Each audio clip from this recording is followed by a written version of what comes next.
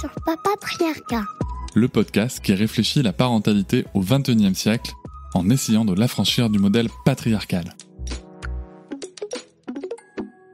Ce qui me tenait à cœur et pourquoi j'ai voulu écrire ce livre, c'est parce que trop souvent, on rentre en bagarre avec nos enfants parce que on comprend pas pourquoi ils sont maladroits à ce point, pourquoi ils n'arrivent pas à se concentrer, pourquoi ils sont pas capables d'écrire correctement sur une feuille de papier. Enfin, on est démunis devant des réactions qu'on pense être de la faute de nos enfants. On pense que c'est sous leur contrôle. Et j'ai découvert avec mes propres enfants que, il y avait un certain nombre de comportements qu'ils avaient ou de difficultés qu'ils pouvaient rencontrer dans leur scolarité qui n'étaient pas sous leur contrôle. Même si les enseignants me disaient « Oui, elle se fiche de moi, votre enfant ».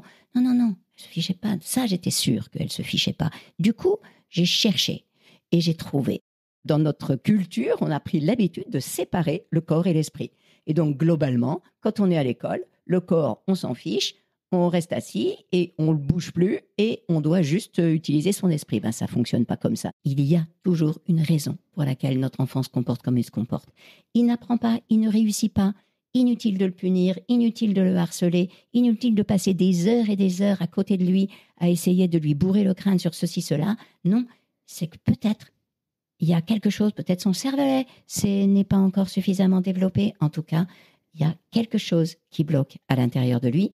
En fait, c'est une parentalité positive. C'est pas la parentalité positive. Là, c'est un article défini. Et du coup, les gens croient qu'il y aurait une méthode, la méthode de parentalité positive qui serait ceci, cela. En fait, non. Une parentalité positive, c'est une parentalité qui favorise un développement de l'enfant, qui répond aux besoins de l'enfant et du parent.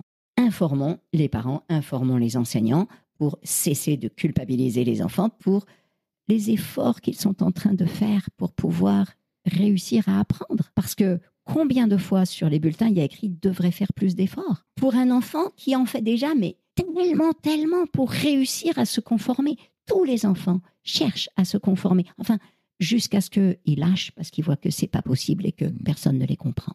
Et voilà, j'espère que cet extrait t'a plu. Tu pourras retrouver l'épisode en entier dès demain sur toutes tes plateformes préférées comme Apple Podcast, Podcast Addict, Pocket Cast ou encore Spotify.